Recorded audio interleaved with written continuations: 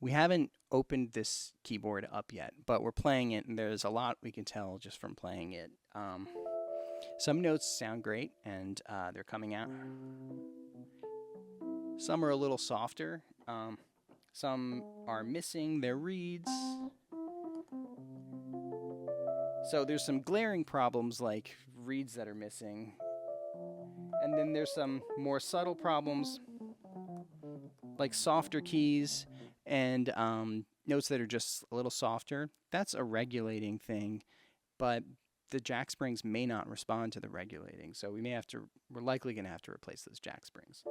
The overall feel is there's a little resistance and it's a little clogged feeling. And that's the felt within the keys, the bushing felt. So we're going to be replacing that. The good news is, I mean, it looks great. It's a beautiful instrument cosmetically, but we can also get the inside to play as great as it looks, because a lot of the parts are replaceable.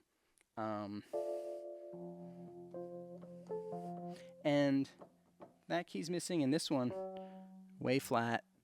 It's on its way to breaking. It's going to happen soon. I'm going to stop pressing that. Yeah, so this is going to be a wonderful restoration. So we just took the lid off for the first time. We removed the 3 screws in the front, the 2 up top that hold the music rack, and the 2 knobs. And then you can lift off the lid and it comes off the hinges. It's just lift off hinges. And looking inside, it's actually really clean. The amp rail's got some dust, but not like no rust, because sometimes that does rust. The amp is missing a capacitor here where the lid comes down, so that actually happens a lot. These caps used to be a lot bigger than the modern ones that we replace them with. So it's a filter cap, and the amp still works, so you wouldn't even know it's gone, but it filters out some noise. So we're going to rebuild the amp, replace some of the wires with shielded wire, twist things that should be twisted, and probably replace the pilot light, and probably everything on the primary terminal strip right over there. And these up top are kind of a sign of maybe heat. Those were foam. They just turned into goo, and they're no longer there. And that stops the lid from vibrating on the hum shield. So we're going to clean those off and replace them. The amp, there's a little green, that's oxidation from, I guess, the copper wires, and that's not good. So we're going to clean that with alcohol and replace some of those connections there. So I'm going to remove the hum shield. Actually, for this, you just need to loosen these number 8 machine screws here. Just loosen them a little bit, and then the hum shield lifts off. You want to take that off if you're going to work on the action. This way you can access the dampers. You can see the preamp, which is mounted up on the harp. You can see any weird things like this incorrect screw there. It's not even holding a reed. And you can see what's going on. There's also a reed bar shield, which is part of a 2-part system that blocks the any noise from the pickup. So there's the large hum shield, the small reed bar, and both of those together tame the noise. This screw I just took out is an incorrect screw. It's actually way wrong. It's like a tapping screw. But the screw that the reeds are supposed to have are actually pretty special. They are plated with nickel, and they are they have a captive washer that is slightly conical, so it really holds the reed in place and helps the reed keep its pitch. So those are pretty special screws that are not in production really right now. And we actually scored a few thousand of these, and when we went to a warehouse, an organ repair warehouse that was closing. So we're really glad to have that. So anytime one is missing, we have it. The damper felts actually look good. This is like, I guess, a relatively newer Wurlitzer. This one's from this mid to late 70s. Still really old, but they're covered by the hum shield and the lid, so they're protected. But even though they look good, they need to be making really good contact, especially with these flat ones here. They get some oxidation transfer onto them. Looks pretty clean. And if they're too caked, they don't stop the note. But these are doing okay. Might leave them. Got a broken reed right there. We'll be swapping that out.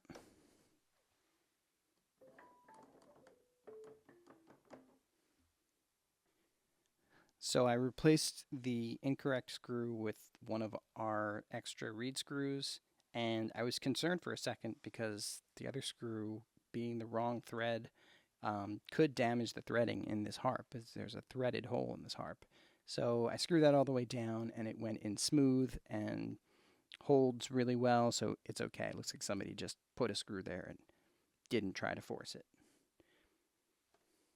So right now we're going to remove the amp rail, and to do that we need a 1/4 inch nut driver. We'll need a little cutter, a wire cutter, and a screwdriver, which is right here. And I'm actually not going to completely remove it because we need a 1/2 inch nut driver to get to this trim pot, which is mounted on the bottom. So I will just take this all out and set it on the side of the table. So first I'm going to unplug this power socket, which is like an early form of Molex. I'm going to cut this tie wrap, or this zip tie. Being careful not to cut any of the wires it's holding. We just replace that when we're done. Going to unscrew the 4 screws on the sides of the amp rail.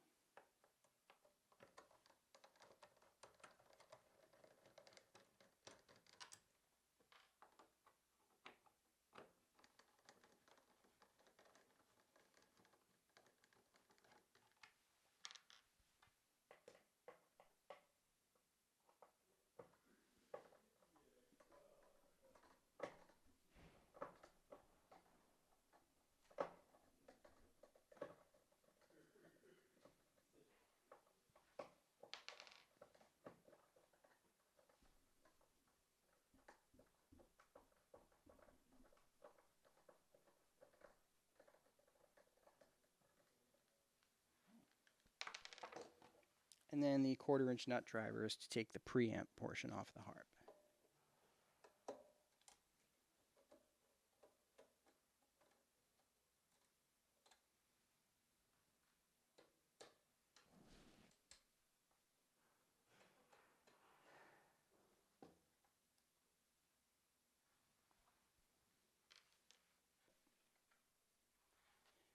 So I opted to actually remove the trim pot. And one other thing, if you're going to take it completely out and not just lean it on the side, you also want to remove this ground cable, which screws down all the way over there.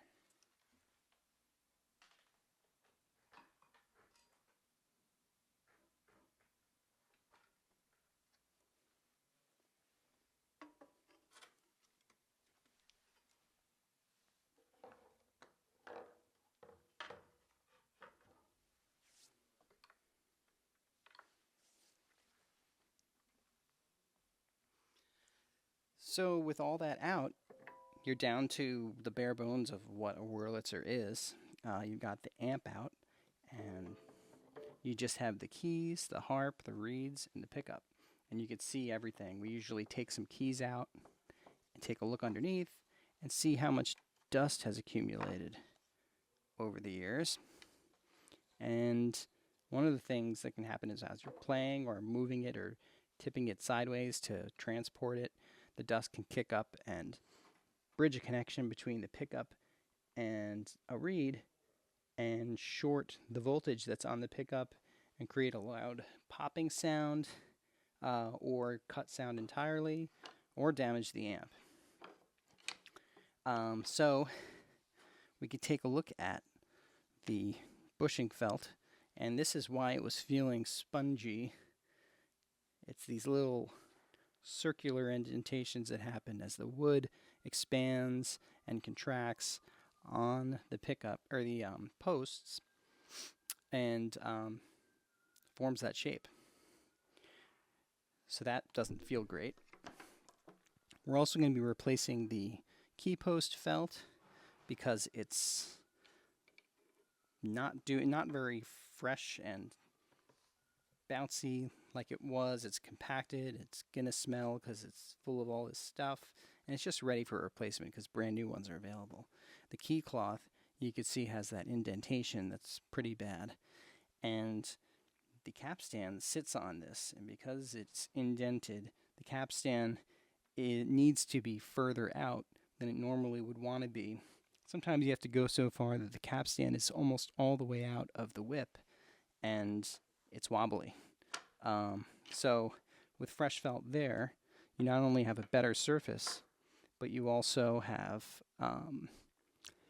the ability to regulate within like a normal range of the capstan.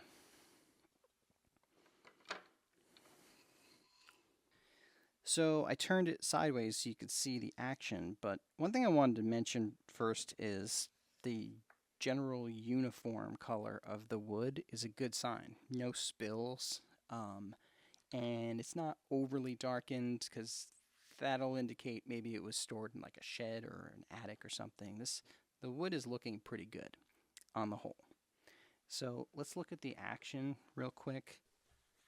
Down here at the cross section of the action, you can see what's going on, and here is the key. It is pushing up the whip, using that jack spring to hold the jack up and push the hammer up, and then once it gets to about here is where the hammer, that's the let-off point, and you regulate that by this capstan down here, lowering it. And sometimes it gives before it even hits that. That's when you know you have a bad jack spring. The other thing is we look at the hammer tip felt, and that's one of the things that doesn't just really go bad on its own. It's just hanging out here. It's not in contact with metal that could be oxidizing on it or anything. So these don't have much oxidation, and they look pretty good. So that's one of the things that we don't necessarily have to change. Whereas down here, the key cloth always, while you're storing this thing, has the capstan just sitting on it. So there's going to be a depression there, no matter what. So we almost always are replacing that. Likewise with the back rail cloth, it always has the key sitting on it. So just over time, that's going to get depressions in it too.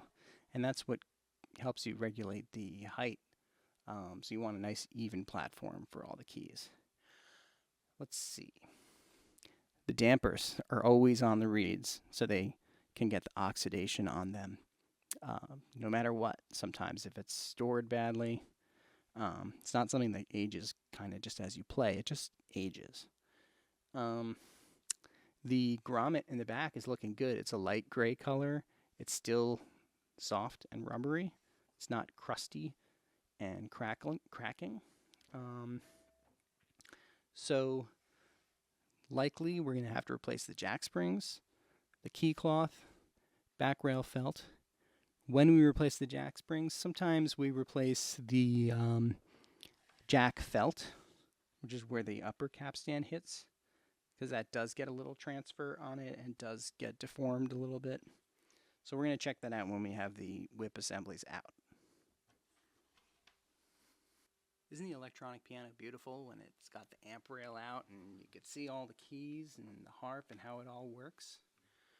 Well, by the way, that's all you need with our preamp. You just take a cable from here and here, the line and the shield, snake it along there, drop it out the hole, put your lid back on, and then you plug it into one of these bad boys. And you've got your volume, speed, and depth. You're good to go. Or leave it with the lid off, which I like to do.